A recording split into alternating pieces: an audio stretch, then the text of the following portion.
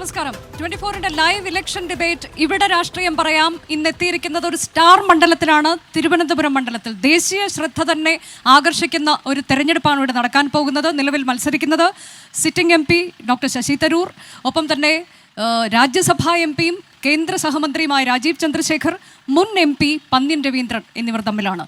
മൂന്ന് പേരും തമ്മിലുള്ള കനത്ത പോരാട്ടം, കടുത്ത പോരാട്ടം നടക്കുമ്പോൾ ഇവിടെ പ്രചാരണ വിഷയങ്ങൾ ഒട്ടേറെയുണ്ട്. നമ്മൾ എന്താണ് ജനങ്ങൾക്ക് പറയാനുള്ളത് എന്നത് ചോദിച്ചറിയും. ഒപ്പം വിവിധ മുന്നണികളുടെ പ്രതീക്ഷകൾ എന്താണ് എന്നത് പറയാൻ നമുക്കൊപ്പം പാനലിസ്റ്റുകളും ഉണ്ടാകും. നമ്മൾ ആരംഭിക്കുകയാണ് ഇവിടെ രാഷ്ട്രീയം പറയാം തത്സമയ ഇലക്ഷൻ ഡിബേറ്റ്.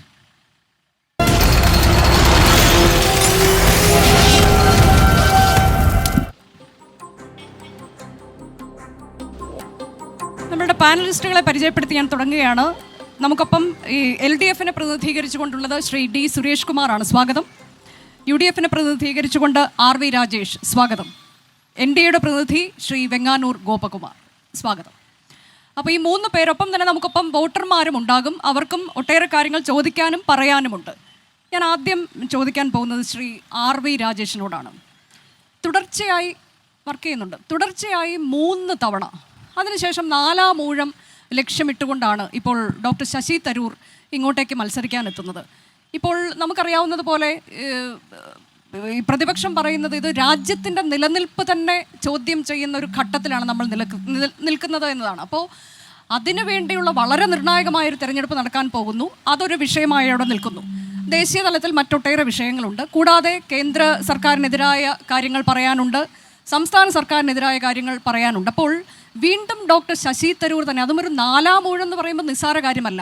അപ്പോൾ അദ്ദേഹം തന്നെ വരണം എന്നുള്ളത് നിങ്ങൾ ഏത് തരത്തിലേക്കാണ്, അത് വോട്ടർമാർക്ക് കൺവിൻസിങ് ആക്കി നിങ്ങൾ എങ്ങനെയാണ് അത് പറയുന്നത്? ഇനിയിപ്പോൾ 11 നാൾ മാത്രമാണല്ലോ ബാക്കിയുള്ളത്. ശശി തരൂർ വീണ്ടും MP ആകണമെന്ന് വോട്ടർമാർക്ക് കൺവിൻസിങ് ആയതുകൊണ്ടാണ് അദ്ദേഹം 4-ാം തവണയും മത്സരിക്കുന്നത്. കാരണം 3 തവണ ഈ മണ്ഡലത്തിലെ ജനങ്ങൾ വലിയ ഭൂരിപക്ഷം നൽകിയാണ് ശ്രീ ഡോക്ടർ ശശി തരൂരിനെ പാർലമെൻറ്റ് അംഗമാക്കിയത്. ആദ്യ തവണ അദ്ദേഹം 1 ലക്ഷത്തിന് ഏതാനും വോട്ടുകൾ മാത്രമാണ് കുറവുണ്ടായിരുന്നത്. രണ്ടാമത്തെ തെരഞ്ഞെടുപ്പിൽ മാത്രമാണ് ഭൂരിപക്ഷത്തിൽ അല്പം കുറവുണ്ടായത്. കഴിഞ്ഞ തെരഞ്ഞെടുപ്പിലും 1 ലക്ഷത്തോളം വോട്ടുകൾക്കാണ് അദ്ദേഹം വിജയിച്ചത്.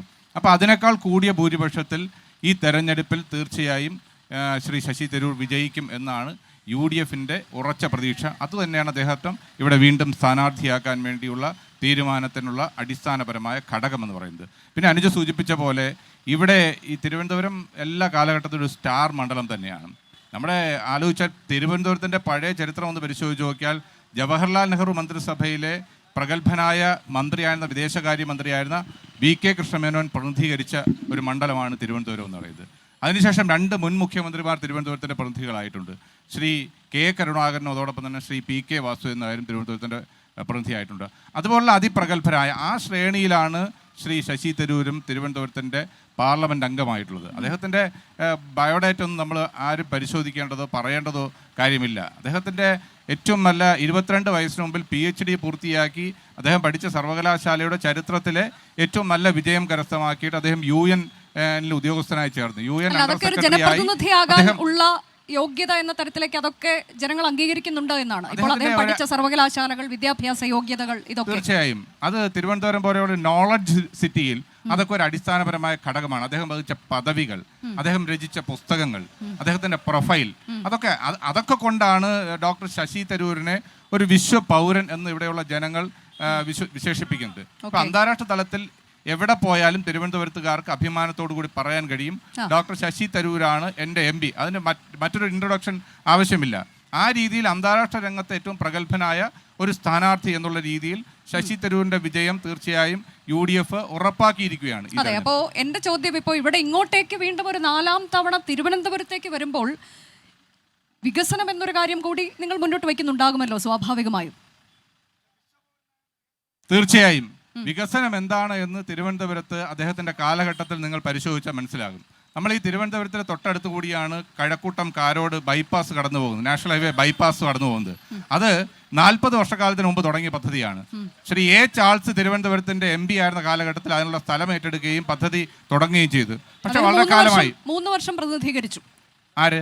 A ചാൾസ് 3 തവണ അദ്ദേഹം 15 വർഷക്കാലം അദ്ദേഹം ഇവിടുത്തെ MP ആയിരുന്ന കാലഘട്ടത്തിൽ അന്ന് തുടങ്ങി വെച്ച പദ്ധതികൾ, അതിനുശേഷം VS ശിവകുമാർ MP ആയിരുന്നപ്പോൾ അതിന്റെ ആദ്യത്തെ ഘട്ടം നമ്മുടെ ആക്കുളത്തെ ബൈപ്പാസ് അടക്കം ആക്കുളം വരെയുള്ള പാലമടക്കമുള്ള പൂർത്തീകരിച്ചു. അതിനുശേഷം ഡോക്ടർ ശശി തരൂർ പിന്നീട് വന്ന എം പിമാരുടെ കാലഘട്ടത്തിൽ ഒന്നും നടന്നിട്ടില്ല. നമ്മൾ പരിശോധിക്കണം, ഇവിടെ സ്ഥലമേറ്റെടുത്ത ആളുകൾ അവരുടെ പണം കിട്ടാതെ ആ വസ്തു വിൽക്കാൻ കഴിയാതെ ഏറ്റവും ബുദ്ധിമുട്ടിരുന്ന ഒരു കാലഘട്ടമുണ്ട്. ഈ കഴക്കൂട്ടവും കാരോടും ഒക്കെയുള്ള പ്രദേശങ്ങൾ, അതിവിടെയുള്ള പ്രദേശത്തുള്ള ആളുകളോട് ചോദിച്ചാൽ അറിയാം. അങ്ങനെയുള്ള കാലഘട്ടത്തിലാണ് ഇതിന് UPA ഭരണ കാലഘട്ടത്തിൽ 4000 കോടി രൂപ അനുവദിക്കുകയും സ്ഥലം ഏറ്റെടുത്ത ആളുകൾ 3D വിജ്ഞാപനം പുറപ്പെടുവിച്ച് അവർക്ക് നഷ്ടപരിഹാരം കൊടുക്കുകയും പണി ആരംഭിക്കുകയും ചെയ്തത്. അതോടൊപ്പം തന്നെ നമ്മൾ തൊട്ടടുത്ത വിഴിഞ്ഞം തുറമുഖം UDF സർക്കാരിൻ്റെ കാലഘട്ടത്തിൽ ആരംഭിച്ചു. അന്ന് ഡോക്ടർ ശശി തരൂരിൻ്റെ ആ കാലഘട്ടത്തിൽ അദ്ദേഹം പ്രതിനിധി MP എന്നുള്ള രീതിയിൽ അദ്ദേഹത്തിൻ്റെ ഒരു പ്രവർത്തനങ്ങൾ നമുക്കെല്ലാം അത് പരിശോധിച്ചാൽ തന്നെ മനസ്സിലാക്കാം. കബോട്ടാഷ് നിയമത്തിൽ ഇളവ് വരുത്തുകയും കേന്ദ്ര ഗവൺമെൻറ്റിനെ കൊണ്ട് ഫണ്ട് അനുവദിപ്പിക്കുകയും ഒക്കെ ചെയ്തത് ആ കാലഘട്ടത്തിൽ അദ്ദേഹത്തിൻ്റെ ഒരു പങ്ക്, UDF സർക്കാരിൻ്റെ പങ്ക്. അന്ന് പറഞ്ഞത് ഈ 2500 കോടി രൂപയുടെ പദ്ധതിയായിരുന്നു. അന്ന് പറഞ്ഞത് 5000 കോടി രൂപയുടെ അഴിമതി ഉണ്ടെന്നാണ് പിണറായി വിജയൻ അന്ന് ആരോപിച്ചിരുന്നത്. പാർട്ടി സെക്രട്ടറി ആയിരുന്നു പിണറായി വിജയനും അന്നത്തെ LDF ആരോപിച്ചിരുന്നത്. ഇപ്പോൾ ആ പദ്ധതി പൂർത്തീകരിക്കാൻ വേണ്ടി അതിൻ്റെ പുറകെ പോകാൻ വേണ്ടി LDF തയ്യാറായി എന്നുള്ളത് വളരെ സന്തോഷകരമാണ്. അപ്പോൾ ഇവിടെ ഡോക്ടർ ശശി തരൂരിന്റെ കയ്യൊപ്പ് പതിയാത്ത എത്ര പദ്ധതികളുണ്ട് എന്ന് നമ്മൾ പരിശോധിക്കണം. വികസന കാര്യത്തിൽ തിരുവനന്തപുരത്തിന് പുതിയൊരു മാനമാണ് അദ്ദേഹത്തിന്റെ കാലഘട്ടത്തിൽ നടത്തിയിട്ടുള്ളത്. പ്രാദേശികമായി MP ഫണ്ടിന്റെ ഉപയോഗിച്ചുള്ള പ്രവർത്തനങ്ങൾ നമ്മളിവിടെ പരിശോധിച്ച് നോക്കിയത് ഇവിടെ തൊട്ടടുത്തു നിന്നാണ് പൂവാർ റോഡ് തുടങ്ങുന്നത്.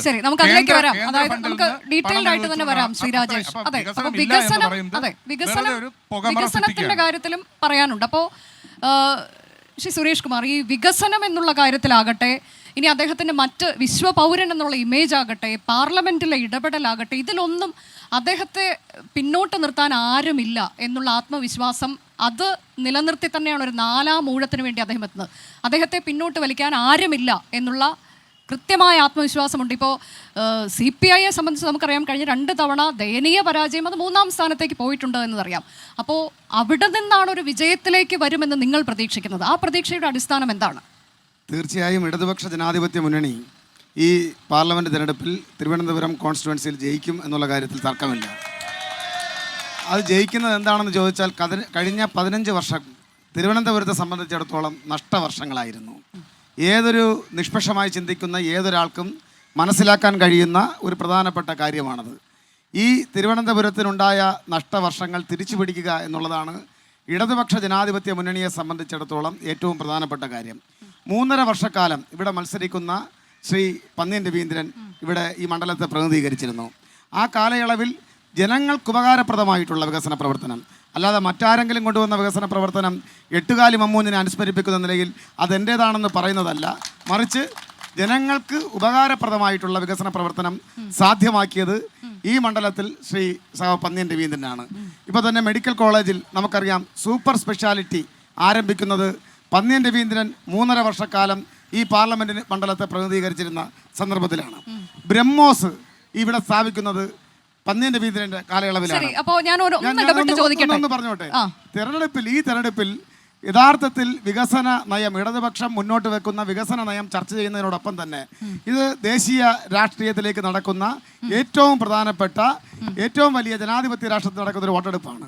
ആ തെരഞ്ഞെടുപ്പിൽ ചർച്ച ചെയ്യപ്പെടേണ്ട കാര്യങ്ങൾ ഈ രാജ്യത്തിൻ്റെ മതനിരപേക്ഷത, തകർന്നുകൊണ്ടിരിക്കുന്ന മതനിരപേക്ഷത, തകർന്നുകൊണ്ടിരിക്കുന്ന ജനാധിപത്യം, സർവോപരി ഇന്ത്യയാക്കി നിലനിർത്തുന്ന ഇന്ത്യയുടെ ഭരണഘടന തകർക്കുന്നതിന് വേണ്ടി ക്ഷുദ്രശക്തികൾ വലിയ പ്രവർത്തനം നടത്തിക്കൊണ്ടിരിക്കുന്ന സന്ദർഭത്തിലാണ് ഈ തെരഞ്ഞെടുപ്പ് നടക്കുന്നത്.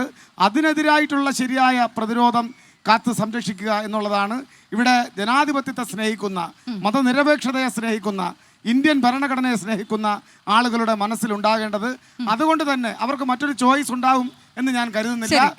പന്ന്യൻ രവീന്ദ്രൻ അരിവാൾ നിൽക്കുന്ന അടയാളത്തിൽ വൻപിച്ച ഭൂരിപക്ഷത്തിൽ ഈ മണ്ഡലത്തിൽ തിരഞ്ഞെടുക്കപ്പെടും എന്ന ശുഭാപ്തി വിശ്വാസം ഞങ്ങൾ മുന്നോട്ട് വെക്കുന്നത് അതുകൊണ്ടാണ്. പക്ഷേ ഈ 3ാം സ്ഥാനത്തേക്കുള്ള പോക്കുണ്ടല്ലോ, അത് ഒരു തവണയല്ല 2 തവണ തുടർച്ചയായി 3ാം സ്ഥാനത്തേക്ക് പോയി എന്ന് പറയുമ്പോൾ അതിന് പിന്നിൽ ചില കാരണങ്ങൾ ഉണ്ടാകുമല്ലോ. 3ാം സ്ഥാനത്ത് തെറ്റിദ്ധരിക്കപ്പെട്ട് കഴിഞ്ഞ സന്ദർഭങ്ങളിൽ ചില കേന്ദ്രങ്ങളിലെ വോട്ടുകൾ തെറ്റിദ്ധരിപ്പിക്കപ്പെട്ട് മാറ്റിയിട്ടുണ്ട്.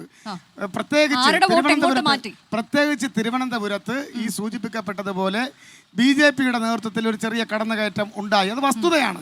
ആ കടന്നുകയറ്റത്തെ പ്രതിരോധിക്കുന്നതിന് വേണ്ടി ചില കേന്ദ്രങ്ങളിൽ ഇടതുപക്ഷത്തിന് കാലാകാലങ്ങളിൽ വോട്ട് ചെയ്തുകൊണ്ടിരുന്ന ചില അനുഭാവികളുടെ ഭാഗത്ത് നിന്നടക്കം ചില വോട്ട് മാറിയിട്ടുണ്ട്. അത് തീർച്ചയായും ഇത്തവണ അങ്ങനെ ഒരു മാറ്റം ഉണ്ടാകാതിരിക്കുന്നതിനുള്ള പഴുതടച്ച പ്രവർത്തനം ഇടതുപക്ഷ ജനാധിപത്യ മുന്നണി വളരെ കാലക്കൂട്ടി നടത്തി വരികയാണ്. അത് മാത്രവുമല്ല, ഇതിനകത്ത് ഉണ്ടായിട്ടുള്ള ഒരു കാര്യമെന്ന് പറയുന്നത് കാലാകാലങ്ങളിൽ LDF വോട്ട് ചെയ്യുന്ന ആളുകൾ, LDF പ്രവർത്തകർ, LDF വിശ്വാസം അർപ്പിച്ചിരിക്കുന്ന ആളുകൾ, ഞാൻ ചോദിക്കട്ടെ, LDF വിശ്വാസം അർപ്പിച്ചിരിക്കുന്ന ആളുകൾ മാത്രമല്ലല്ലോ, അവർ മാത്രം വോട്ട് ചെയ്താൽ ഒരു സ്ഥാനാർത്ഥി വിജയിക്കില്ലല്ലോ. നിഷ്പക്ഷരായിട്ടുള്ള ചില ആളുകൾ ഇന്ത്യയുടെ മതനിരപേക്ഷതയ്ക്ക് ഭീഷണിയാവുകയാണ്, ഇന്ത്യയുടെ ജനാധിപത്യത്തിന് ഭീഷണിയാവുകയാണ് എന്ന രൂപത്തിലുള്ള പ്രചാരവേല സംഘടിപ്പിക്കപ്പെട്ടപ്പോൾ ചില വോട്ടുകൾ ചില മേഖലകളിൽ കോൺസെൻട്രേറ്റ് ചെയ്തിട്ടുണ്ട്. അതുപോലെ തന്നെ കഴിഞ്ഞ തവണ ഇപ്പോൾ രാഹുൽ ഗാന്ധി ഇന്ത്യയുടെ പ്രധാനമന്ത്രിയാകാൻ വേണ്ടി പോവുകയാണ്. വലിയ പ്രചാരവേല കേരളത്തിലെമ്പാടും സംഘടിപ്പിക്കപ്പെട്ടു.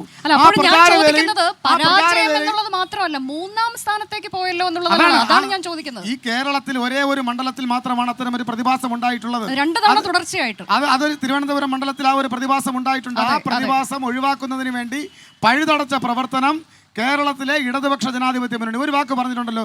കഴിഞ്ഞ നിയമസഭാ തെരഞ്ഞെടുപ്പ് നടക്കുമ്പോൾ കേരളത്തിന്റെ സമാദരണീയനായ മുഖ്യമന്ത്രി പറഞ്ഞു, നിലവിലുള്ള അക്കൗണ്ട് ഞങ്ങൾ പൂട്ടിക്കും, നിലവിലുള്ള നിയമത്തെ അക്കൗണ്ട് ഞങ്ങൾ പൂട്ടിക്കും എന്ന് പറഞ്ഞുകൊണ്ടാണ് ആ തെരഞ്ഞെടുപ്പിനെ കാലങ്ങൾക്ക് മുമ്പേ, ആ തെരഞ്ഞെടുപ്പിന് വളരെ നേരത്തെ തന്നെ മുഖ്യമന്ത്രി അങ്ങനെ ഒരു പ്രഖ്യാപനം നടത്തിക്കൊണ്ടാണ് തെരഞ്ഞെടുപ്പിനെ നേരിട്ടത്.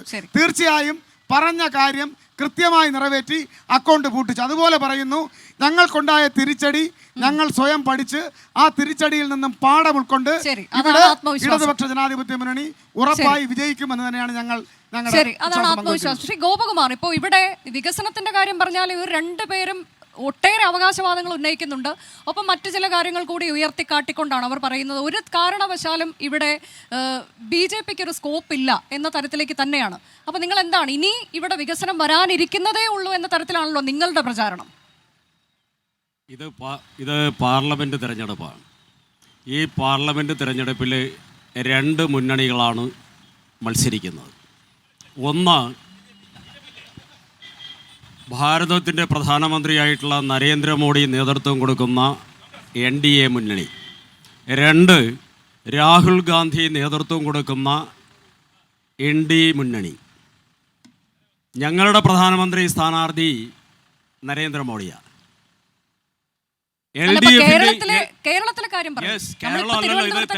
തെരഞ്ഞെടുപ്പ് നടക്കുന്ന പാർലമെന്റിലല്ലേ, പ്രധാനമന്ത്രിയെ തെരഞ്ഞെടുക്കാനല്ലേ, അല്ല പ്രധാനമന്ത്രിയെ തെരഞ്ഞെടുക്കാനല്ലേ.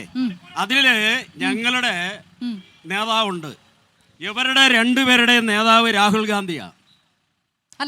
ഇവരെന്തിനാ ഈ രീതിയിൽ മത്സരിക്കുന്നത്? 2 മുന്നണിയാണുള്ളത്. ഇവർ ഘടകകക്ഷികളാണ്. കേരളത്തിന്റെ തെരഞ്ഞെടുപ്പല്ല ഇത് രാജ്യത്തിന്റെ തെരഞ്ഞെടുപ്പാണ്. പ്രധാനമന്ത്രിയെ ഞങ്ങൾ മത്സരിക്കുന്നത് 400-ലധികം സീറ്റ്. 400-ലധികം സംശയം, കേരളത്തിൽ ഇന്ത്യ അലയൻസ് ഉണ്ടോ? ഏതാ കേരളത്തിൽ ഇന്ത്യ അലയൻസ് ഉണ്ടോ? കേരളം ഇന്ത്യയുടെ ഭാഗമല്ലേ? അല്ലല്ല, ഈ സഖ്യം അല്ല, CPM അല്ല, ഇവർ 2 കൂട്ടരും ഒരിടത്ത് പോയി ഒരുമിച്ചിരുന്നല്ലേ ഇന്ത്യ മുന്നണി ഉണ്ടാക്കിയിട്ടുള്ളത്. അല്ല, കേരളത്തിലെ കാര്യം പറയും. അല്ല, കേരളം അല്ലല്ലോ, ഇന്ത്യയുടെ ഭാഗമായിട്ടല്ലേ കേരളത്തിൽ തെരഞ്ഞെടുപ്പ് നടക്കുന്നത്. അത് അവരാ മറുപടി പറയേണ്ട, ഞാനല്ല. ഇന്ത്യയുടെ ഭാഗമാണെന്നുള്ളതല്ലോ കേരളത്തിലുണ്ടോ? അല്ല, അത് BJPയുടെ ജോലിയല്ല, അത് അവര് 2 പേരോ പറയേണ്ടത്. ഞങ്ങൾക്ക് പറയാനുള്ള, ഞങ്ങൾ 400 സീറ്റ് പിടിച്ചുകൊണ്ട് നരേന്ദ്രമോദി വീണ്ടും അധികാരത്തിൽ വരും. എന്താ സംശയം? നിങ്ങൾ എത്ര സീറ്റിലാ മത്സരിക്കുന്നത്? ആകപ്പാടെ 20 സീറ്റിൽ മത്സരിക്കുന്ന LDF ആണ് ആളുകളെ കൊണ്ട് ചിരിപ്പിക്കുന്നത്. ഞാൻ ചോദിക്കട്ടെ, ഇവരുടെ പ്രധാനമന്ത്രി സ്ഥാനാർത്ഥി രാഹുൽ ഗാന്ധിക്കെതിരായിട്ട് വയനാട് മത്സരിക്കുന്നത് ആരാ? ഇന്ത്യ മുന്നണിയുടെ. മാണമില്ല ഇതേപടി വന്നുകൊണ്ട് കൈയടിക്കാൻ. ഇത് നാണക്കേടാണ്. ഞങ്ങൾ അധികാരത്തിൽ വരും, വീണ്ടും നരേന്ദ്രമോദി അധികാരത്തിൽ വരും. അപ്പൊ തിരുവനന്തപുരത്ത് എന്താണ് തിരുവനന്തപുരത്തെ പ്രതീക്ഷ? ശ്രീ ഗോപകുമാർ, തിരുവനന്തപുരത്തെ പ്രതീക്ഷ അവര് നരേന്ദ്രമോദിക്ക് വേണ്ടിയിട്ട് ജയ് വിളിക്കുന്നതാ. അല്ലല്ല, താങ്കൾ പറയൂ, തിരുവനന്തപുരത്തെ പ്രതീക്ഷ. തിരുവനന്തപുരത്ത്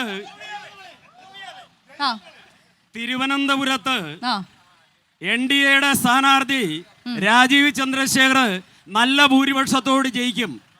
നിങ്ങൾക്ക് ചിലപ്പോ ഇവിടെ നിൽക്കുന്ന കൂടുതൽ വിശ്വാസത്തിന്റെ അടിസ്ഥാനം ഏതാ? ആ വിശ്വാസത്തിന്റെ അടിസ്ഥാനം അല്ലല്ല, പറയട്ടെ, അദ്ദേഹം പറയട്ടെ മറുപടി. പിന്നെ നിങ്ങളെ കൂവി വിളിക്കാൻ അല്ലല്ല, പറയൂ. അതായത്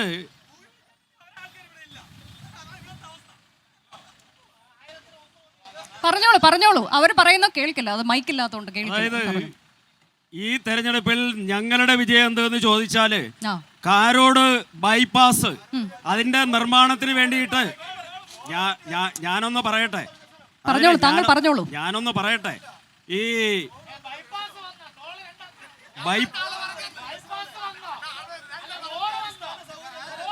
അതായത് ബൈപ്പാസിന് വേണ്ടിയിട്ട് ആ ആ 15 വർഷം ആ ഈ ബൈപ്പാസ് എന്നുള്ളത് ഡോക്ടർ ശശി തരൂരിന്റെ അല്ല, ഒരു എം പിക്കുള്ള ലിസ്റ്റിൽ പെടുത്തിക്കൊണ്ടാണ് ഇപ്പൊ രാജേഷ് സംസാരിച്ചത്. ഒരു എം പിക്കുള്ള ഫണ്ട് എന്ന് പറയുന്നത് 5 കോടി രൂപയാണ് ഒരു വർഷം. 4000 കോടി രൂപ തലമേറ്റെടുത്ത് കഴിഞ്ഞതിന് ശേഷം നിതിൻ ഗഡ്കരി, ബഹുമാനപ്പെട്ട കേന്ദ്രമന്ത്രി നിതിൻ ഗഡ്കരി മാധ്യമ പ്രവർത്തകരെ നോക്കി പറഞ്ഞിട്ടുണ്ട് കാരോട് ബൈപ്പാസിനെ കുറിച്ച്, കേരളത്തിൽ പണി പൂർത്തീകരിക്കപ്പെടുന്ന സമയത്ത് ഞാൻ ഇടയിൽ പറഞ്ഞില്ലല്ലോ ബൈപ്പാസുകളെ കുറിച്ച് അതെന്തിനാ അങ്ങനെ പറഞ്ഞിട്ടുണ്ട്. അതെ അതെ പറഞ്ഞു പറഞ്ഞു. കേരളത്തിലെ പറയട്ടെ സർക്കാർ പറയട്ടെ. ആ കാരോട് ബൈപ്പാസിന് വേണ്ടി 15 വർഷം എം പി ആയിരുന്ന ശശി തരൂർ ഒന്നും ചെയ്തിട്ടില്ല. 4 വർഷം അദ്ദേഹം മന്ത്രിയായിരുന്നു, ഒന്നും ചെയ്തിട്ടില്ല. അതേസമയം 2015 നരേന്ദ്രമോദി സർക്കാരാണ് 167 കോടി രൂപ ഈ കാരോട് ബൈപ്പാസിന് വേണ്ടി കേന്ദ്ര സർക്കാർ ചെലവഴിച്ചത്. അതേപോലെ തന്നെ കഴക്കൂട്ടം എലിവേറ്റഡ് ഹൈവേക്ക് വേണ്ടിയിട്ട് ഞങ്ങള് അമൃത് ഭാരതി 304 കോടി രൂപ കഴക്കൂട്ടം എലിവേറ്റഡ് പാതയ്ക്ക് വേണ്ടിയിട്ട് ഞങ്ങൾ കേന്ദ്ര സർക്കാർ ചെലവഴിച്ചിട്ടുണ്ട്. അതേപോലെ തന്നെ ഔട്ടർ റിംഗ് റോഡിന് വേണ്ടി സംസ്ഥാന സർക്കാരിന് ഫണ്ട് ഇല്ല എന്ന് പറഞ്ഞപ്പോൾ 25% തുക പോലും ചെലവഴിക്കാൻ കഴിയാത്ത ഒരു സംസ്ഥാന സർക്കാരിനോട് കേന്ദ്ര സർക്കാർ ഇപ്പോൾ 4868 കോടി രൂപ വിഴിഞ്ഞം മുതൽ നാവായിക്കുളം വരെയുള്ള ഔട്ടർ റിംഗ് റോഡിന് വേണ്ടിയിട്ട് ഞങ്ങളുടെ കേന്ദ്ര സർക്കാർ ഇതിലൊന്നും തന്നെ ശശി തരൂരിന്റെ ഒരു കയ്യൊപ്പില്ല. ഔദാര്യമല്ലല്ലോ പറഞ്ഞത്. കേന്ദ്ര സർക്കാർ ഇവിടെ കേരളത്തിൽ ആര് ഭരിക്കുന്നു എന്ന് നോക്കിയിട്ടല്ല, കേരളത്തിന്റെ അടിസ്ഥാന സൗകര്യ വികസനങ്ങൾക്ക് വേണ്ടി രാഷ്ട്രീയം നോക്കാതെ കേന്ദ്ര സർക്കാർ ചെലവഴിച്ചു എന്നാണ് ഞങ്ങൾ സൂചിപ്പിച്ചത്.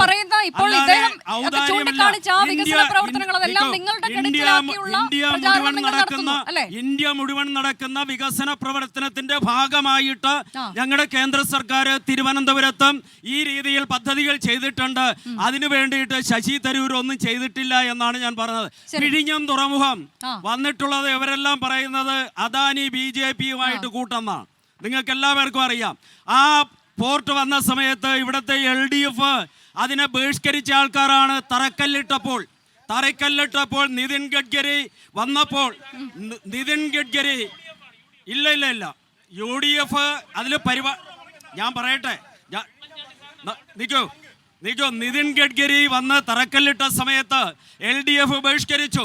നിർമ്മാണ പ്രവർത്തനം ആരംഭിച്ചപ്പോൾ ഈ തുറമുഖം ഇവിടെ വേണ്ട എന്ന് പറഞ്ഞിട്ട് വിൻസെന്റ് MLA നിയമസഭയിൽ പ്രമേയം കൊണ്ടുവന്നു. VD സതീശൻ ഈ തുറമുഖം വിഴിഞ്ഞത്ത് വേണ്ട എന്ന് പറഞ്ഞുകൊണ്ട് അവിടെ നടന്നു. നാട്ടുകാരോടൊപ്പമുള്ള സമരത്തില് കോൺഗ്രസിന്റെ ഈ നേതാക്കന്മാർ വിട്ടുതന്നു. പക്ഷെ ഒരു കാര്യമുണ്ട്, തറക്കല്ലിട്ടത് നിതിൻ ഗഡ്കരി വന്നിട്ടാണ്.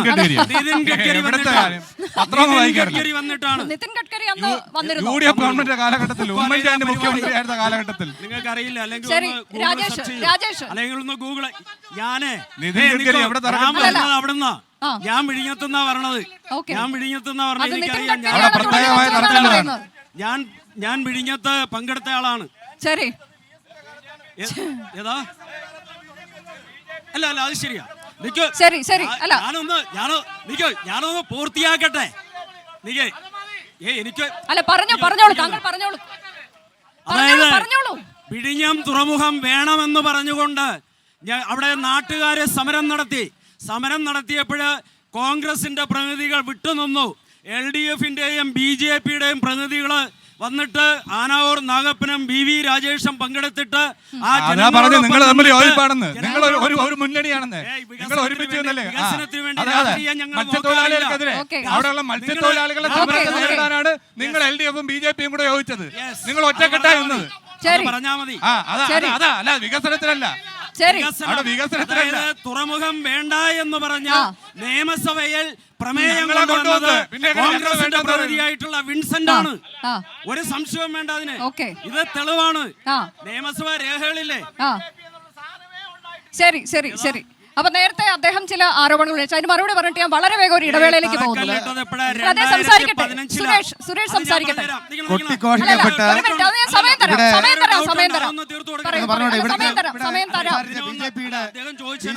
സമയം തരാം പ്ലീസ്. ബി ജെ പിയുടെ പ്രതിനിധി ചില ബി.ജെ.പി. ഞാനൊന്ന് പറഞ്ഞോട്ടെ, ഞാൻ സമയം ബി.ജെ.പിയുടെ തരാം. പ്രതിനിധി മൈക്ക് ചില വരാം. കാര്യങ്ങൾ ഇവിടെ സൂചിപ്പിച്ചു. ആ സൂചിപ്പിക്കപ്പെട്ട കാര്യങ്ങൾ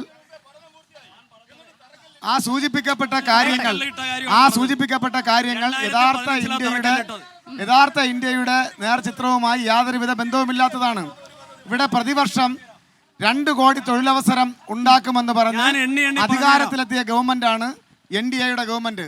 2 കോടി തൊഴിലവസരം പോയിട്ട് 2000 തൊഴിലവസരം പോലും സൃഷ്ടിക്കാൻ ഈ രാജ്യത്തായിട്ടില്ല. ശരി ശരി. ആ വിഷയത്തിലേക്ക് നമ്മൾ വരാം. ആ പട്ടിണി വിഷയത്തിലേക്കൊക്കെ വരാം. അതിദരിദ്രരുടെ അതെ, ആ വിഷയത്തിലേക്കൊക്കെ വരാനുണ്ട്. അപ്പോൾ നാട് ഇപ്പോൾ ഈ മാറുകയാണ്. വിഴിഞ്ഞം തുറമുഖത്തിന്റെ കാര്യത്തിലൊക്കെ നമ്മൾ ഇതുവരെ കണ്ടതുപോലെ 3 മുന്നണികളും അതിന് അവകാശവാദം ഉന്നയിക്കുന്നുണ്ട്. അത് തീർച്ചയായും ഇവിടെ അത് ഉണ്ടാകും എന്നുള്ളതിന് ഒരു തർക്കവുമില്ല. ഞാൻ വേഗം ഒരു ഇടവേളയിലേക്ക് പോകുന്നു. വളരെ ചെറിയ ഇടവേളയാണ്. ആ ഇടവേളയ്ക്ക് ശേഷം വേഗം മടങ്ങിയെത്താം. വോട്ടർമാരിലേക്കാകും ഇനി ഞാൻ എത്തുക. Welcome back to 24 live election debate. ഇവിടെ രാഷ്ട്രീയം പറയാം. നമ്മൾ ഇന്നുള്ളത് തിരുവനന്തപുരം മണ്ഡലത്തിലാണ്. നെയ്യാറ്റിൻകരയിൽ നിന്നുകൊണ്ടാണ് തത്സമയ സംവാദം നമ്മളിപ്പോൾ നടത്തിക്കൊണ്ടിരിക്കുന്നത്. ഞാൻ ഇനി പോകുന്നത് നമ്മുടെ വോട്ടർമാരിലേക്കാണ്. അവർക്ക് ഒരുപാട് കാര്യങ്ങൾ പറയാനുണ്ട്. താങ്കളുടെ ചോദ്യം എന്താണ്? ആരോടാണ് ചോദ്യം? കോൺഗ്രസിന്റെ പ്രതിനിധിയോടാണ് ആദ്യത്തെ ചോദ്യം. ആ, ഇവിടെ 3 മുന്നണികളാണ് ചർച്ചയ്ക്ക് നിൽക്കുന്നത്. പാവപ്പെട്ട മനുഷ്യൻ നിന്ന് വിയർക്കുകയാണ്. പേരിന് പോലും ഒരു കോൺഗ്രസ്സുകാരനെ ഇവിടെ കാണാനില്ലാത്ത സാഹചര്യമായി മാറിക്കഴിഞ്ഞിരിക്കുകയാണ്. ഇതാണ് നെയ്യാറ്റിൻകര മണ്ഡലത്തിനകത്തുള്ള കോൺഗ്രസിന്റെ അവസ്ഥ എന്ന് നിങ്ങൾ ആദ്യം മനസ്സിലായിക്കൊള്ളണം. പിന്നെ അടുത്ത ചോദ്യം, രാഹുൽ ഗാന്ധി മത്സരിക്കേണ്ടത് പാവപ്പെട്ട വയനാട്ടിൽ വന്ന് നിന്നാണോ? RSSനെയും BJPയെയുമാണ് രാഹുൽ ഗാന്ധി എതിർക്കുന്നുണ്ടെങ്കിൽ മറ്റു സംസ്ഥാനങ്ങളിൽ പോയി താമര ചിഹ്നത്തിനെതിരെ മത്സരിക്കണം. പാവപ്പെട്ട ആനി രാജിക്കെതിരെയും CPIയുടെ ഇന്ത്യ മുന്നണിയുടെ ഭാഗമായി നിൽക്കുന്നവർക്കെതിരെയാണ് മത്സരിക്കേണ്ടത്. അതിലൊരു കുഴപ്പം കൂടെ ഉണ്ട്. രാഹുൽ ഗാന്ധി ഈ വയനാട് അപ്പുറത്തേക്ക് എവിടെ നിന്നാലും തോക്കുമെന്നുള്ള വിശ്വാസമാണ് അവർക്ക്. അവർ പ്രധാനമന്ത്രി സ്ഥാനാർത്ഥിയായി കാണിക്കുന്ന മനുഷ്യനാണ്. ഇനിയൊരു ചോദ്യമുണ്ട്. ഇന്ന് നിങ്ങളുടെ യൂത്ത് കോൺഗ്രസിന്റെ സംസ്ഥാന സെക്രട്ടറി രാഹുൽ ഗാന്ധിക്കെതിരെ ശശി തരൂരിനെതിരെ പറഞ്ഞ 2-3 സ്റ്റേറ്റ്മെന്റ് ഉണ്ട്. BJPയുമായി 2-3 തവണ ചർച്ച കഴിഞ്ഞു എന്നുള്ളതാണ്. നമ്മൾ പറഞ്ഞതല്ല. യൂത്ത് കോൺഗ്രസിന്റെ സംസ്ഥാന സെക്രട്ടറി ഷൈൻലാൽ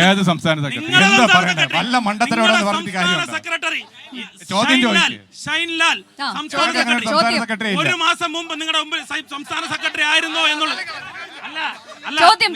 നിങ്ങളുടെ കളവ് പറയുകയാണ്. 15 വർഷം കൊണ്ട് ശശി തരൂർ ഇവിടെ നിന്നിട്ട് നെയ്യാറ്റിൻകര മണ്ഡലത്തിനകത്ത് പ്രധാനപ്പെട്ട കേന്ദ്രമാണ് നെയ്യാറ്റിൻകര ആശുപത്രി. ശശി തരൂരിന്റെ ഭാഗമായി ഒരു 50 പൈസയുടെ വികസനമെങ്കിലും നെയ്യാറ്റിൻകര ആശുപത്രിയിലേക്ക് വന്നിട്ടുണ്ടോ എന്നുള്ളൊരു ഉത്തരം പറയണം. നമ്മുടെ നാട്ടിലൊക്കെ RSSും BJPയും ഒക്കെ എന്ത് കൊള്ളരുതായ്മ കാണിച്ചാലും അവരെ അടക്കം പോലീസ് സ്റ്റേഷനിൽ ഇറക്കാൻ പോകുന്നത് ഈ നാട്ടിലെ കോൺഗ്രസ്സുകാരാണ്. നിങ്ങൾ തമ്മിലാണ് വലിയ അജണ്ട. എല്ലാ പ്രദേശത്തും നിങ്ങൾ ഒന്നിച്ചാണ്. നെയ്യാറ്റിൻകര മണ്ഡലത്തിനകത്തിന്റെ അവസ്ഥയാണ് കാണുന്നത്. കോൺഗ്രസ്സുകാരില്ല. കോൺഗ്രസ്സുകാരോടെ പോയി ഇലക്ഷന് വോട്ട് പിടിക്കാൻ ആളില്ല, ഓഫീസ് കെട്ടാൻ ആളില്ല. ശരി രാജേഷ്, അതായത് ഇത് കഴിഞ്ഞ കുറച്ച് നാളുകളായി കേൾക്കുന്ന ഒന്നാണ്. ശശി തരൂരിന് ഏറ്റവും പ്രധാനപ്പെട്ട എതിരാളികൾ ഈ പാർട്ടിയിലുള്ളവർ തന്നെയാണ് എന്നൊരു വലിയ ആരോപണം. ഇപ്പൊ അതിന്റെ ചുവട് പിടിച്ചുകൊണ്ട് തന്നെ ആയിരിക്കണം അദ്ദേഹം, കണ്ട കാഴ്ചകളിൽ നിന്നൊക്കെ ആയിരിക്കാം അദ്ദേഹം അങ്ങനെ ഒരു കാര്യം പറഞ്ഞിട്ടുള്ളൂ. ഒപ്പം തന്നെ ഈ രാഹുൽ ഗാന്ധിയുടെ വിഷയത്തിലും അദ്ദേഹം ഒരു ചോദ്യം ചോദിച്ചിട്ടുണ്ട്, വികസനത്തിന്റെ കാര്യത്തിലും. രാഹുൽ ഗാന്ധി എവിടെ മത്സരിക്കണമെന്ന് കേരളത്തിലെ CPM തീരുമാനിക്കുന്നുണ്ട്. അത് കോൺഗ്രസ് തീരുമാനിച്ചോളും. രാഹുൽ ഗാന്ധി എവിടെ മത്സരിക്കണമെന്നും രാഹുൽ ഗാന്ധി ആർക്കെതിരെ മത്സരിക്കണമെന്നും ഇന്ന് ഇന്ത്യയിൽ ഫാസിസ്റ്റ് വിരുദ്ധ പോരാട്ടം നടത്തുന്ന ഒരേ ഒരു നേതാവ് രാഹുൽ ഗാന്ധിയാണ്. നിങ്ങളുടെ പിണറായി വിജയൻ എന്ത് ഫാസിസ്റ്റ് വിരുദ്ധ പോരാട്ടമാണ് നടത്തുന്നത്? ഞാനൊന്ന് പറഞ്ഞോട്ടെ, മറുപടി കൂടെ കേൾക്കണം. മറുപടി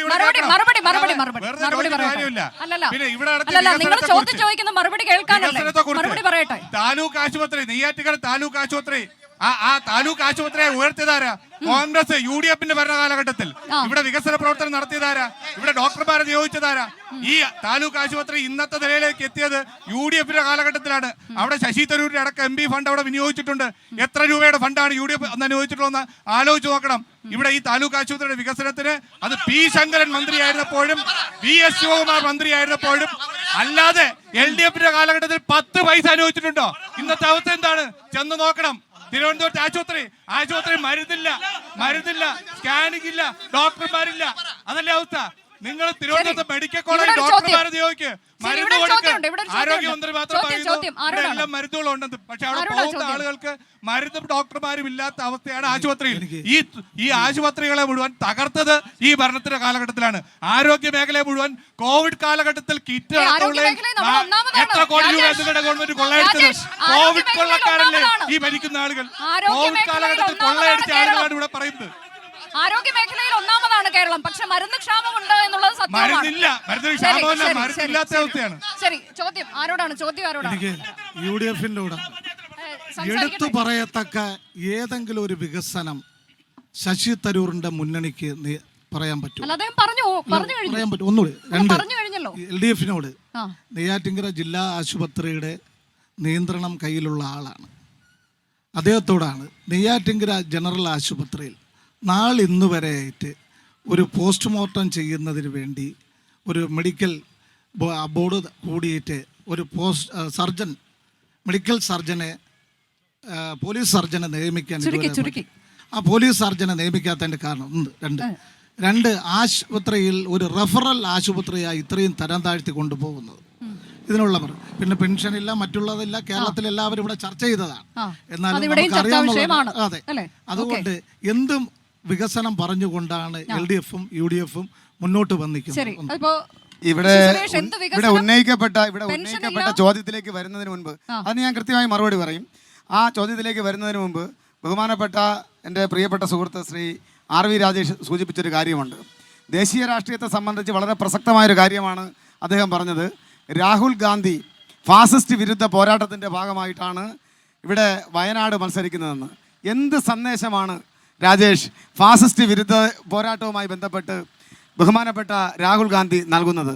ഉത്തരേന്ത്യൻ സംസ്ഥാനങ്ങളിൽ BJP-ക്കെതിരായി ഇവിടെ സൂചിപ്പിക്കപ്പെട്ടതുപോലെ വർഗീയ രാഷ്ട്രീയത്തിനെതിരായിട്ടുള്ള പോരാട്ടം നയിക്കേണ്ടുന്ന ഒരു നേതാവ് ഇന്ന് കേരളത്തിൽ ആ രാഷ്ട്രീയത്തെ പേടിച്ച് ഓടി വന്നിവിടെ രക്ഷപ്പെട്ട് വന്നതെന്ന് വയനാട് മത്സരിക്കുന്ന സ്ഥിതിയാണ് നിലവിലുള്ളത്.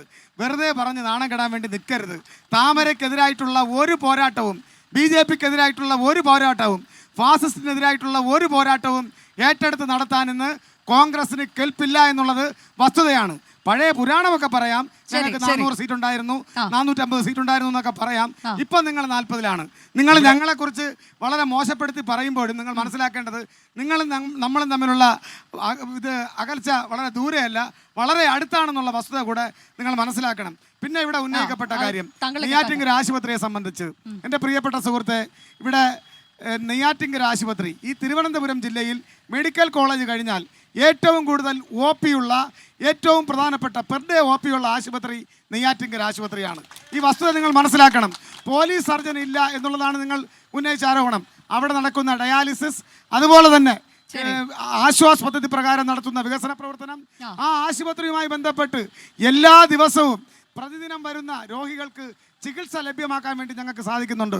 ഐക്യജനാധിപത്യ മുന്നണി കേരളം ഭരിച്ചിരുന്ന സന്ദർഭത്തിൽ കേരളത്തിലെ പൊതു ആശുപത്രികൾ, ധർമാശുപത്രികൾ താഴിട്ട് പൂട്ടിപ്പോയ സ്ഥലത്ത് നിന്നാണ് ഈ വികസന പ്രവർത്തനം സാധ്യമാക്കുന്നത്. ഒരു കാര്യം കൂടെ, അങ്ങനെയാണെങ്കിൽ ഇപ്പൊ എന്റെ ചോദ്യം ഉന്നയിച്ച ബഹുമാനപ്പെട്ട കൗൺസിലർ, അദ്ദേഹത്തിന്റെ പാർട്ടിയാണ് കേന്ദ്രം ഭരിക്കുന്നത്. നീതി ആയോഗ് ആരോഗ്യ സുരക്ഷയുടെ കാര്യത്തിൽ ഒന്നാമതായി കണ്ടെത്തിയ സംസ്ഥാനം ഏതാണെന്ന് നിങ്ങൾക്ക് അറിയാമോ? എൻ്റെ ഒരു മറുചോദ്യമാണ്. അറിയാമോ ശ്രീ മഞ്ചത്തിൽ ഏതാണ്? ഒന്ന് മൈക്ക് സമ്മതിക്കുന്നുണ്ട്. ഒന്ന് മൈക്ക് പറയൂ, അത് പറയൂ, നിങ്ങൾ അത് പറയണമെന്നുള്ളതാണ്. വളരെ ചെറിയ സംസ്ഥാനത്ത് കേന്ദ്ര ഫണ്ടുകൾ ഉപയോഗിച്ച് നെയ്യാറ്റിൻകര ആശുപത്രിയിൽ നിരവധി പദ്ധതികൾ നടപ്പിലാക്കിയിട്ടുണ്ട്. കേന്ദ്ര സർക്കാർ അവിടെ ഓക്സിജൻ പ്ലാന്റ് വച്ചിട്ട് ഇതുവരെ പ്രവർത്തിക്കാൻ കൗൺസിലർ ചോദിച്ച മറുപടിയാണ്. കേന്ദ്ര സർക്കാർ നീതി ആയോഗ് പ്രകാരം ആരോഗ്യ സുരക്ഷ സംസ്ഥാനമായി ഏറ്റവും മെച്ചപ്പെട്ട സംസ്ഥാനമായി കേരളത്തിൽ ഉത്തർപ്രദേശിനെ അല്ല, ഗുജറാത്തിനെ അല്ല.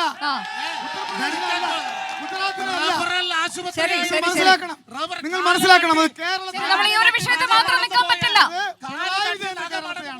പിണറായി വിജയന്റെ കേരളത്തെയാണ്, വീണ ജോർജിന്റെ കേരളത്തെയാണ്. നമ്മൾ ഈ ഒരു വിഷയത്തിൽ മാത്രം നിൽക്കാൻ പറ്റില്ല. മനസ്സിലായില്ല. നേരത്തെ രാഹുൽ ഗാന്ധിയുടെ കാര്യം പറഞ്ഞതിൽ രാജേഷിന് അതിന് കൃത്യമായ മറുപടി ആയിട്ടില്ല. അതുകൊണ്ടാണ് ആ ചോദ്യം വീണ്ടും ഉയർന്നു വരുന്നത്. എന്തുകൊണ്ട് വയനാട്ടിൽ? അല്ല, രാഹുൽ ഗാന്ധി എവിടെ മത്സരിക്കണമെന്ന് കോൺഗ്രസ് തീരുമാനിക്കുമെന്ന് ഞാൻ ആദ്യമേ പറഞ്ഞിട്ടുണ്ട്. അവിടെ എന്തുകൊണ്ടാണ് ഇപ്പം എന്റെ പ്രിയപ്പെട്ട സുരേഷ് പറഞ്ഞല്ലോ, സുഹൃത്ത്, അദ്ദേഹം പറഞ്ഞത് LDF എന്റെ ഒരു ചോദ്യമാണ്, അവിടെ എന്തുകൊണ്ട് രാഹുൽ ഗാന്ധി ഇടതുപക്ഷത്തിനെതിരെ, ഇടതുപക്ഷം എന്തിനാണ് രാഹുൽ ഗാന്ധിക്കെതിരെ സ്ഥാനാർത്ഥിയെ മത്സരിപ്പിക്കുന്നത്? ഇടതുപക്ഷത്തിന്റെ സ്ഥാനാർത്ഥിയെ ആ സ്ഥാനാർത്ഥി കഴിഞ്ഞ 4 ലക്ഷത്തിലധികം വോട്ടുകൾക്ക് വയനാട് ജയിപ്പിച്ച MP ആണ് ശ്രീ രാഹുൽ ഗാന്ധി. അതുകൊണ്ട് അദ്ദേഹം വയനാട് മത്സരിക്കും.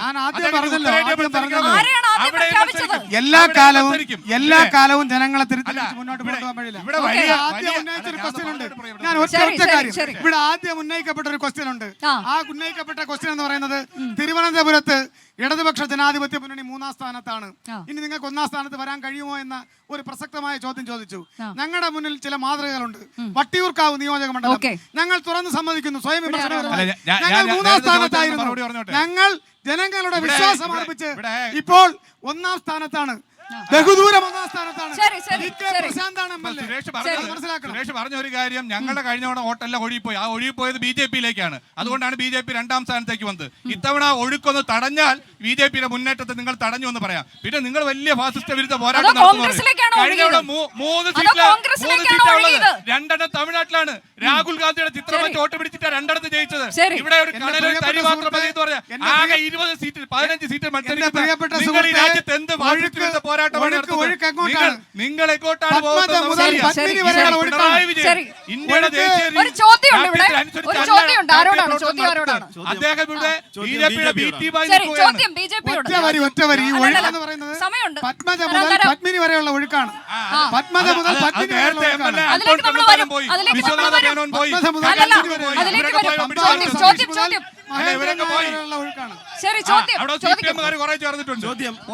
ഗോപകുമാറിനോടുള്ള ചോദ്യം. ഇന്ത്യ ഭരിക്കുന്നത് നരേന്ദ്രമോദിയുടെ നേതൃത്വത്തിലുള്ള BJP-യാണ് ഭരിക്കുന്നത്.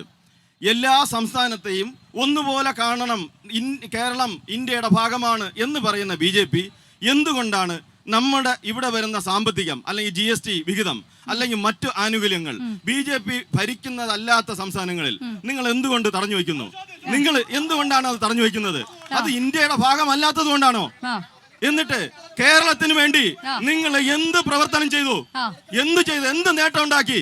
ഇന്ത്യക്ക് വേണ്ടി എന്ത് പുതിയ സംരംഭം നിങ്ങൾ തുടങ്ങി? എന്തിന്റെ പഠനം നടത്തി? ഏതെങ്കിലും പുതിയ സംരംഭം പറയാമോ? ശരി, അതിനുള്ള മറുപടി പറഞ്ഞിട്ട് ഞാൻ വരാം. കേരളത്തിനെ അവഗണിച്ചു എന്ന് പറയുന്നത് തെറ്റാണ്. GST വിഹിതം കൃത്യമായിട്ട് കൊടുക്കേണ്ടത് കൊടുത്തിട്ടുണ്ട്. എവിടെ കൊടുത്തിട്ടൊന്നുമില്ല. ഈ സുപ്രീം കോടതിയിലേക്ക് കേരളം പോകാനുണ്ടായ സാഹചര്യം എന്താണ് സർ? സുപ്രീം കോടതിയിലേക്ക് കേരളം പോകാനുണ്ടായ സാഹചര്യം എന്താണ്? കോടതി ഇടപെട്ട സാഹചര്യം എന്താണ്? അതായത് കൃത്യമായിട്ട് കണക്ക് കൊടുത്തിട്ടുണ്ടെങ്കിൽ ആ കാശെല്ലാം കൊടുത്തിട്ടുണ്ട്.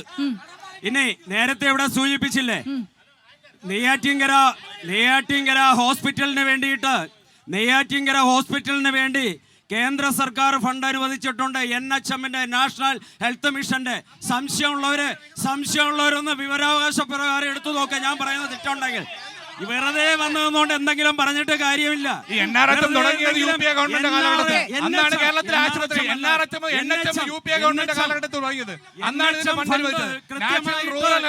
കൃത്യമായി നിങ്ങൾ കേരളത്തോടുള്ള അവഗണന എന്നുള്ളത് കേരളം മാത്രമല്ല, അതുപോലെ പറയുന്ന സംസ്ഥാനങ്ങൾ വേറെയുണ്ട്, സമരം ചെയ്യുന്ന സംസ്ഥാനമുണ്ട്. അപ്പോൾ അങ്ങനെ ഒരു മനോനില കേന്ദ്രത്തിലുണ്ടെങ്കിൽ അത് തെറ്റല്ലേ? അവഗണന കാണിക്കുന്നു. ഞാൻ ഒരു കാര്യം പറയട്ടെ എന്ന് പറയാൻ വേണ്ടിയിട്ടുള്ള സമയം തരും. അതായത് കേന്ദ്ര സർക്കാർ ജീവനക്കാർക്ക് ഇവിടെ DA കുടിശ്ശിക 1% പോലും കൊടുക്കാനില്ല.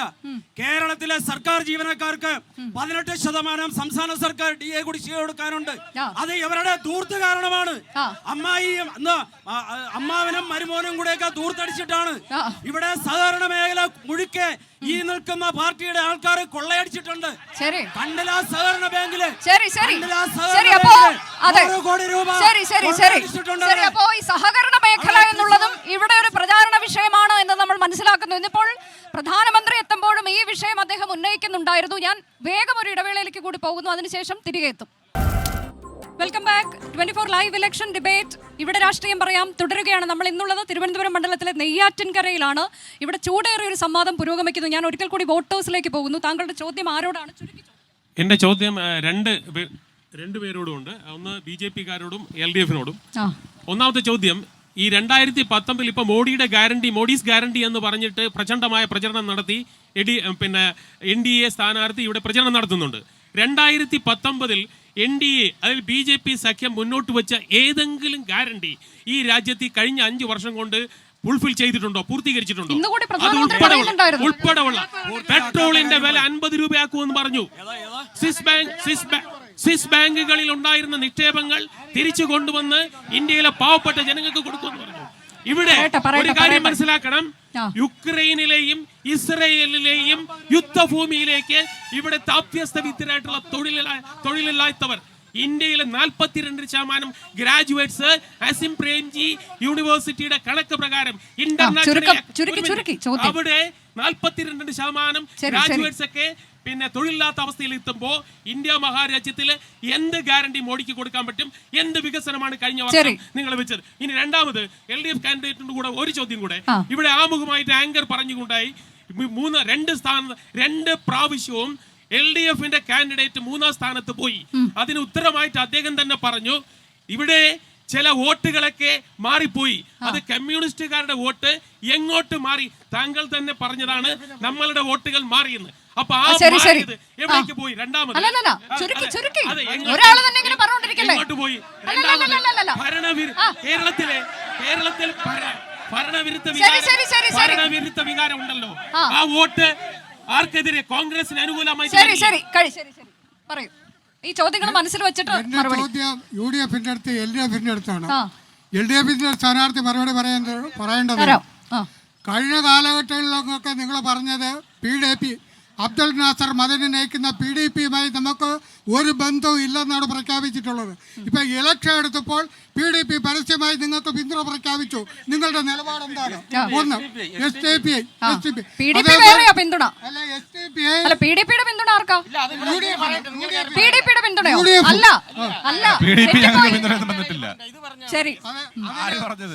അതിന് ഒരു മറുപടി പറയണം. രണ്ടാമതൊരു മറുപടി ചോദ്യം, നിങ്ങളുടെ വയനാട്ടിൽ രാഹുൽ ഗാന്ധിയെ സഹായിക്കുന്നു, നിങ്ങളുടെ ഡൽഹിയിൽ രാഹുൽ ഗാന്ധിക്ക് കൈവെക്കുന്നു, ഇവിടെ എതിർക്കുന്നു, വയനാട്ടിൽ എതിർക്കുന്നു, തോപ്പിക്കുന്നു, ഡൽഹിയിൽ കൈകോർക്കുന്നു. നിങ്ങളുടെ പ്രധാനമന്ത്രി സ്ഥാനാർത്ഥി ആരാണ്? അതിന് നിങ്ങൾ ഒരു മറുപടി പറയണം. ശരി ശരി ശരി. ചോദ്യം അല്ലല്ല പറയൂ, ചോദിക്കൂ, ചുരുക്കി. അതേപോലെ UDF-ന്റെ അടുത്ത് സ്ഥാനാർത്ഥിയോട് ഒരു ചോദ്യമുണ്ട്. ഇവിടെ വിശ്വഭവൻ 15 വർഷം ഇവിടെ നിന്ന് പോയിട്ട് അങ്ങ് ഡൽഹിയിൽ സൂഹിക്കുന്നു. ഇവിടെ തിരുവനന്തപുരത്ത് ഒരു പ്രശ്നം ഉണ്ടാകുമ്പോൾ ഇവിടെ MP-യെ കാണാനില്ല. വന്നപ്പോൾ ശശി തരൂർ ഉണ്ടായിരുന്നോ?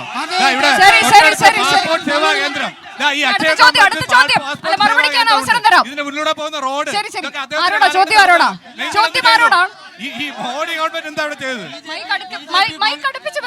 BJP കോൺഗ്രസ്സുകാരോടാണ് ചോദ്യം. ഇവിടെ ചോദിച്ചു നിങ്ങളുടെ പ്രധാനമന്ത്രി സ്ഥാനാർത്ഥി ആരെന്ന് ചോദിച്ചല്ലോ. ഞങ്ങളുടെ പ്രധാനമന്ത്രി സ്ഥാനാർത്ഥി അരവിന്ദ് കെജ്രിവാളാണ്. ഞങ്ങളുടെ ധനകാര്യമന്ത്രി നമ്മുടെ തോമസ് ഐസക് ആയിരിക്കും. ജയിലിൽ നിങ്ങളെ കള്ളക്കേസിൽ പിടിച്ചിട്ടിരിക്കുന്നതല്ലേ, അതൊക്കെ ജയിലിൽ നിറഞ്ഞും അല്ല അതല്ല വെട്ടുകാരി മമ്മൂഞ്ഞിനെ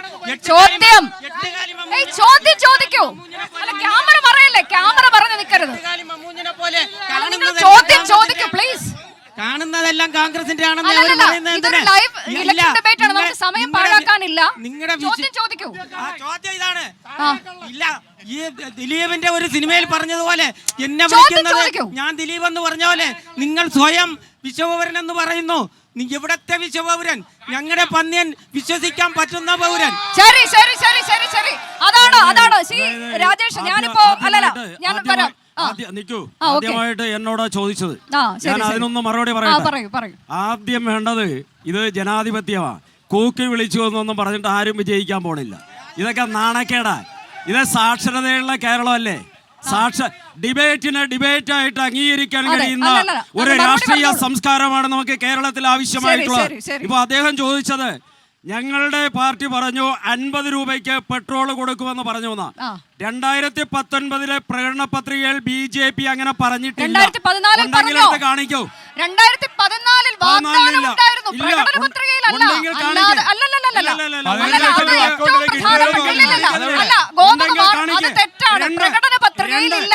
അല്ലല്ല, ഞാൻ പറയട്ടെ, പ്രകടന പത്രികയിലില്ല. പക്ഷേ ഏറ്റവും പ്രധാനപ്പെട്ട പ്രചാരണായുധമായിരുന്നു. പ്രധാനമന്ത്രി പറഞ്ഞു, പ്രധാനമന്ത്രി പറഞ്ഞതാണ്, പ്രസംഗിച്ചതാണ്. ഒരുപാട്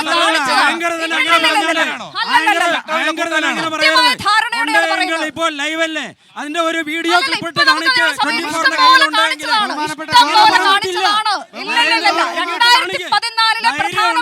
നരേന്ദ്രമോദി 50 രൂപയ്ക്ക് പെട്രോൾ കൊടുക്കാമെന്ന് പറഞ്ഞിട്ടുണ്ടെങ്കിൽ അതിന്റെ ക്ലിപ്പ് ഒന്ന് കാണിക്കേ.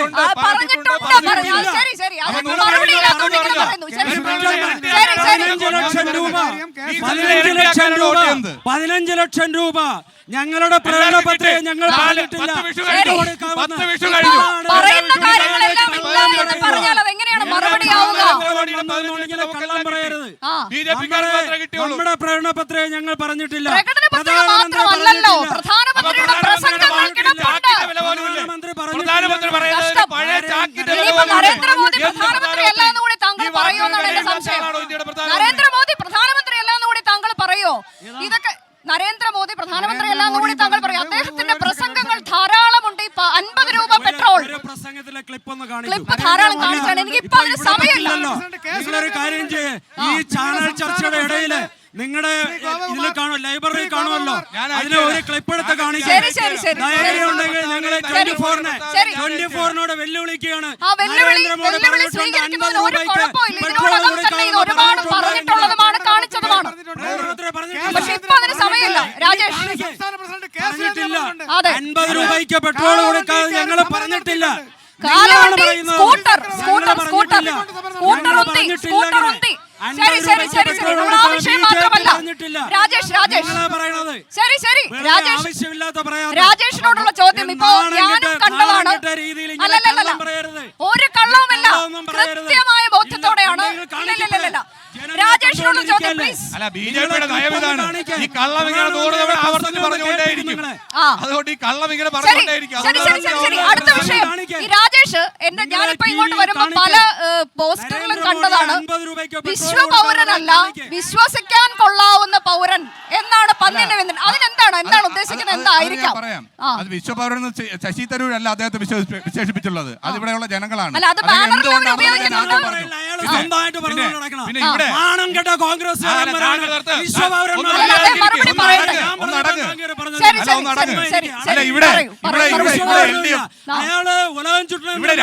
രണ്ട് സ്ഥാനാർത്ഥികൾ മത്സരിക്കുന്നുണ്ട്. എന്നോട് ചോദിച്ചല്ലോ ശശി തരൂർ എന്ത് വികസനം ചെയ്തോന്ന്. ഞാൻ പറഞ്ഞു, ഇവിടെ തൊട്ടടുത്ത് പ്രവർത്തിക്കുന്ന പാസ്പോർട്ട് സേവാ കേന്ദ്രം ഇവിടെ ഗവൺമെന്റ് അതോടൊപ്പം തന്നെ വിമാനത്താവളത്തിന്റെ വികസനമടക്കം വമ്പൻ വികസന പദ്ധതികൾ പോയിട്ട് മത്സ്യത്തൊഴിലാളി മേഖലയിൽ മത്സ്യത്തൊഴിലാളികൾക്ക് വീട് വെച്ചു കൊടുക്കാനുള്ള രാജീവ് യോജന അടക്കമുള്ള പദ്ധതികൾ തരൂരിന്റെ പ്രവർത്തന ഫലമായി ഇവിടെ നടന്നിട്ടുണ്ട്. അത് ഞാൻ വ്യക്തമായി പറഞ്ഞിട്ടുണ്ട്. പിന്നെ ഇവിടെ മത്സരിക്കുന്ന ബിജെപിയുടെ സ്ഥാനാർത്ഥി ആദ്യമായി രാഷ്ട്രീയത്തിൽ ഇറങ്ങിയ ആളല്ലോ. അല്ല, നിങ്ങളുടെ സ്ഥാനാർത്ഥിയോടല്ലോ ബിജെപിയുടെ ഒരു സ്ഥാനാർത്ഥി മത്സരിക്കുന്നല്ലോ. അദ്ദേഹം കേന്ദ്രമന്ത്രിയായിരുന്നു. ആ കേന്ദ്രമന്ത്രി തിരുവനന്തപുരത്തിന് വേണ്ടി എന്ത് വികസനം ചെയ്തു? പോട്ടെ, അത് കർണാടകയിൽ നിന്നാണ് രാജ്യസഭയില. ആദ്യം ദേവഗൌഡയുടെ പാർട്ടിയായി, അതിനുമ്പ് പല പാർട്ടിയിലായിരുന്നു. ഇപ്പൊ ബിജെപിയാണ്. കേന്ദ്രമന്ത്രി എന്ത് വികസനം ഇവിടെ ബ്രഹ്മോസിന്റെ കാര്യം പറഞ്ഞു. ബ്രഹ്മോസിന്റെ കാര്യം സുരേഷ് പറഞ്ഞത് AK പ്രതിരോധ മന്ത്രി ആയിരുന്നപ്പോഴാണ് ബ്രഹ്മോസ് തുടങ്ങിയത്. അത് കോൺഗ്രസിന്റെ പദ്ധതിയാണ്, നിങ്ങളുടെ അല്ല. 8 കാലി മമ്മൂഞ്ഞ ആരാണെന്ന് നോക്കണം. 8 കാലി മമ്മൂഞ്ഞ ആരാണെന്ന് നിങ്ങൾ പരിശോധിച്ച് നോക്ക്. പിന്നെ രാജീവ് ചന്ദ്രശേഖർ ജനങ്ങളോട് പ്രതിബദ്ധത ഉണ്ടെങ്കിൽ അദ്ദേഹം ചെയ്ത ഒരു കാര്യം തിരുവനന്തപുരത്തിന് വേണ്ടി, കേരളത്തിന് വേണ്ടി, വേണ്ട കർണാടകത്തിന് വേണ്ടി ചെയ്ത ഒരു കാര്യം പറയാൻ പറ്റും. ചെയ്യാത്ത ഒരു കാര്യം ചെയ്യാതെ ജനങ്ങളെ പറ്റിക്കാൻ വേണ്ടി ഇറങ്ങിയിരിക്കുകയാണ്. വെറുതെ കബളിപ്പിക്കാൻ നടക്കില്ല. നിങ്ങൾ ചെയ്ത കാര്യം പറ. 100 കാര്യം ഞാൻ പറഞ്ഞു 100 കാര്യം പറഞ്ഞു. നിങ്ങൾ ഒരു കാര്യം പറ. ഈ വർഗീയ വിഷത്തെ ഇങ്ങനെ വികസനത്തിൽ പുരട്ടി കൊടുത്തുകൊണ്ടിരിക്കുകയാണ് ഇവിടെയുള്ള സ്ഥാനാർത്ഥി രാജീവ് ചന്ദ്രശേഖർ. അദ്ദേഹത്തിന്റെ സ്റ്റേറ്റ്മെന്റുകളെല്ലാം വർഗീയ സ്റ്റേറ്റ്മെന്റുകളായിരുന്നു. ഇന്നലെ പത്രക്കാർ ചോദിച്ചപ്പോൾ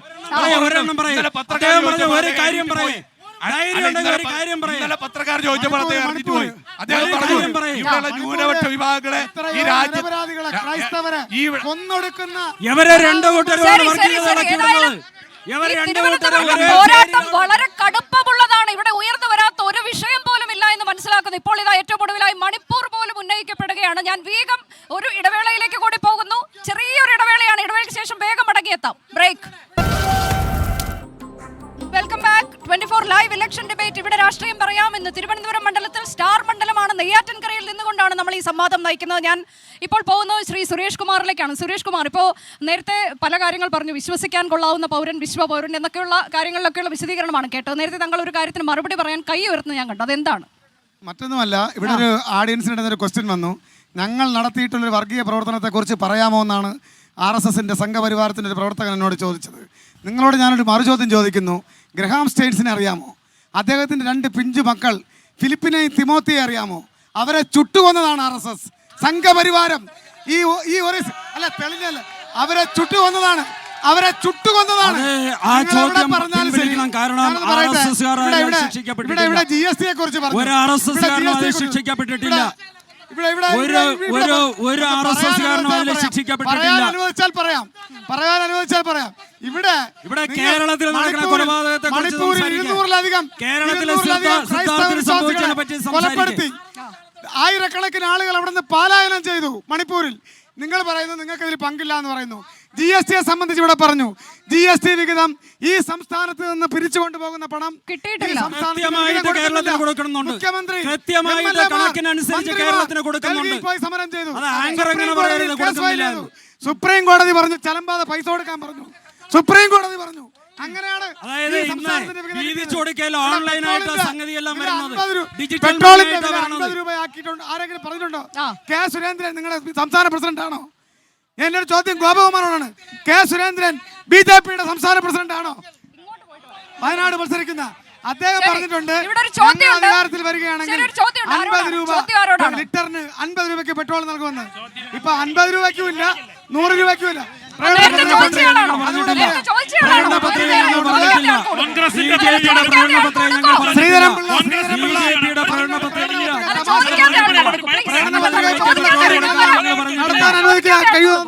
ശ്രീധരൻപിള്ള ചോദിക്കുന്നുണ്ട്.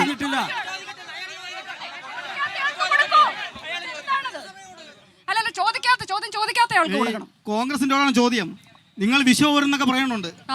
ഈ വികസനമാണ് വിഷയമെങ്കിൽ 4 വർഷക്കാലം കേന്ദ്രമന്ത്രിയായിരുന്നു ശശി തരൂർ.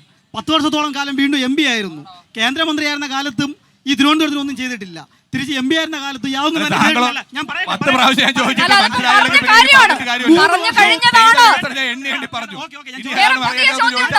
പുതിയ ചോദ്യം 3 വർഷവും 4 മാസക്കാലവും ഞാൻ തിരിച്ചൊരു ചോദ്യം ചോദിച്ചു. പന്നൻ രവീന്ദ്രൻ എന്ത് ചെയ്തോന്ന്, രാജീവ് ചന്ദ്രശേഖർ എന്ത് ചെയ്തോന്ന്, അതിനിവിടെ മറുപടിയില്ല. അദ്ദേഹയുടെ MP ആയിരുന്നു. വെറുതെ വിശ്വസിക്കാവുന്ന പറഞ്ഞിട്ട് കാര്യമില്ല. പോയത് എന്താണെന്ന് ചോദിക്കണം. തിരുവനന്തപുരത്തിന് വേണ്ടിയിട്ട് രാജീവ് ചന്ദ്രശേഖർ എന്ത് ചെയ്തതെന്നുള്ള ഞാൻ പറഞ്ഞുതരാം. ഇവിടത്തെ 10 ആർട്സ് കോളേജുകളിലും സയൻസ് കോളേജുകളിലും കോഴ്സ് അനുവദിച്ചിട്ടുണ്ട് ഞങ്ങളുടെ സർക്കാർ.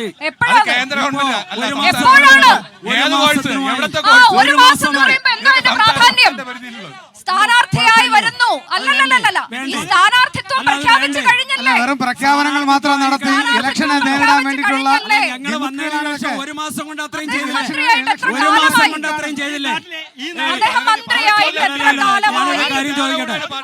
ഞാനൊരു 2 തവണ അത് കഴിഞ്ഞപ്പോ BJP ഇത്രയും കാലം മന്ത്രിയായിരുന്നു. എന്ത് ചെയ്തു എന്ന് ചോദിച്ചപ്പോൾ ഒന്നുമില്ല. ഇപ്പൊ ഇദ്ദേഹം എന്നോട് ചോദിച്ചത് രാജീവ് ചന്ദ്രശേഖർ എന്ത് ചെയ്തു എന്ന്. അതിന് മറുപടി പറയുന്നത് ആങ്കറാണ്. ആങ്കർ പറയുന്നത് 1 മാസം കൊണ്ട് ഇത് മതിയോ എന്നാ. 1 മാസം കൊണ്ട് ഇത്രയും ചെയ്തുവെങ്കിൽ 5 വർഷം കിട്ടിക്കഴിഞ്ഞാല് നമ്മള് തിരുവനന്തപുരത്തിന്റെ 1 മാസം കൊണ്ട് ഞങ്ങൾ ഇത്രയും ചെയ്തുവെങ്കിൽ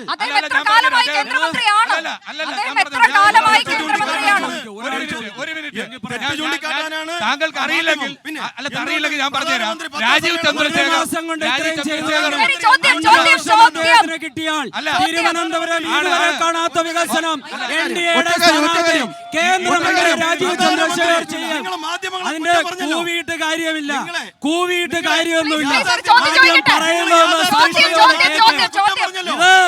ജൂൺ മാസം ഇത് റിസൾട്ട് വരുമ്പോൾ നിങ്ങളെ കൂവിയിരുത്താം നാട്ടുകാര്, നിങ്ങളെ മാധ്യമങ്ങളെ കുറ്റം പറയുന്നല്ലോ, യാഥാർത്ഥ്യം പറയുന്ന മാധ്യമങ്ങളെ നിങ്ങളെ കുറ്റം പറയുന്നല്ലോ. എന്തുകൊണ്ട് നിങ്ങളെ പ്രധാനമന്ത്രി മാധ്യമങ്ങളെ കാണുന്നില്ല?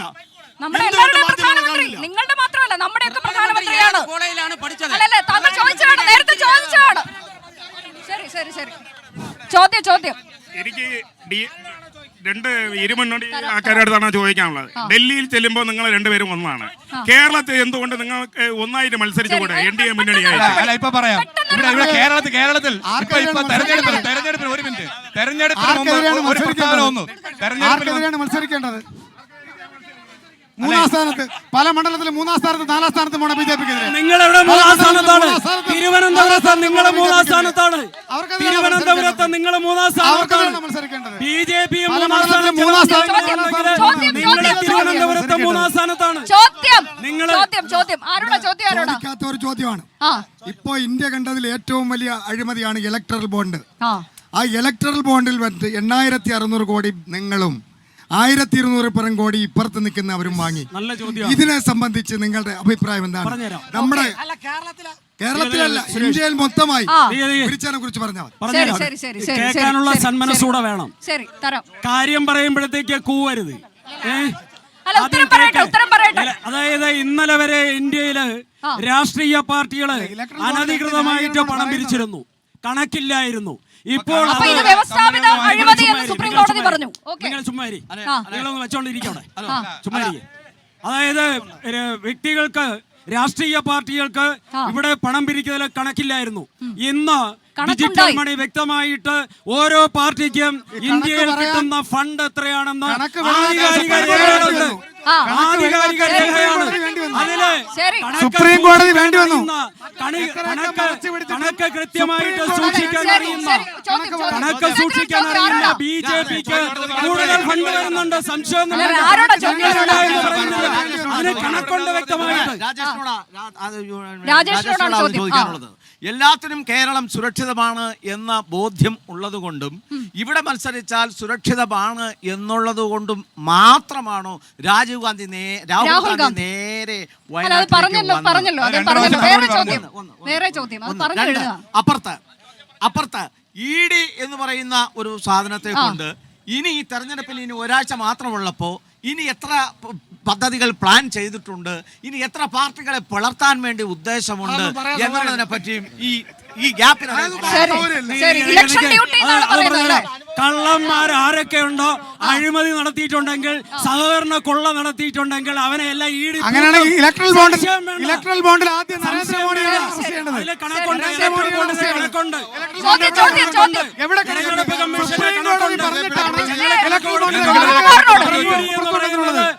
ഇലക്ട്രൽ ബോണ്ടിൽ എവിടെ കണക്കുണ്ട്?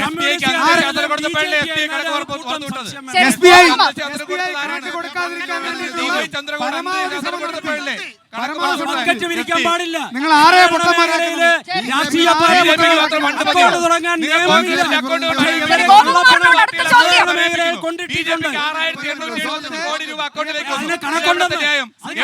പറഞ്ഞില്ലേ?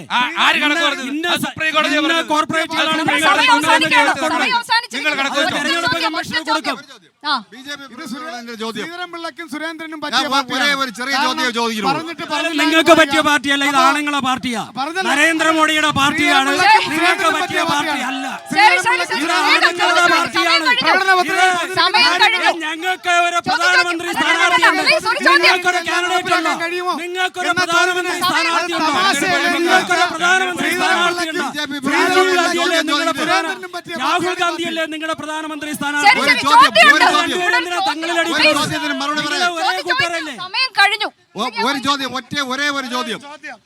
ഒറ്റ ചോദ്യം. സുരേന്ദ്രൻ പറഞ്ഞ 50 രൂപയുടെ പെട്രോളിന്റെ കഥയും നരേന്ദ്രമോദിയുടെ പെട്രോളിന്റെ കഥയും നിങ്ങൾ മറന്നു. ഇപ്പൊ സുരേന്ദ്രൻ പറഞ്ഞില്ലേ, സുരേന്ദ്രൻ പേര് മാറ്റുമെന്ന് നാളെ ഒരു സമയത്ത് ഇവിടെ വന്ന് മാറ്റി പറയാൻ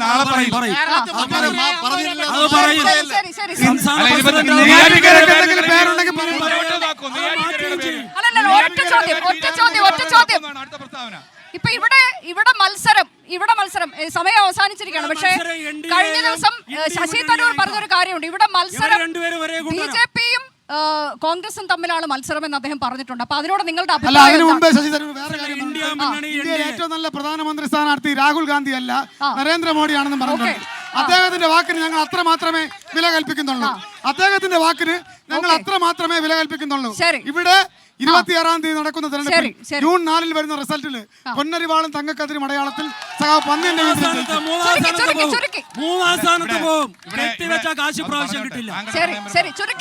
ഇവിടെ ഫാസിസ്റ്റ് വിരുദ്ധ പോരാട്ടത്തിന് വോട്ട് ചെയ്യണമെന്ന് പറയുന്നത്. പക്ഷേ ഫാസിസ്റ്റ് വിരുദ്ധ പോരാട്ടത്തിന് എന്താണ് നിങ്ങളുടെ ബദൽ? 3 സീറ്റ് വെച്ച് അപ്പുറത്ത് തമിഴ്നാട്ടിൽ പോയാൽ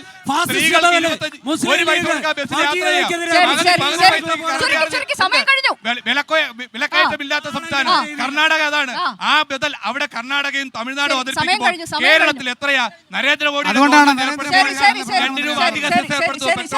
അപ്പൊ നമ്മുടെ സമയം അവസാനിച്ചിരിക്കുകയാണ്.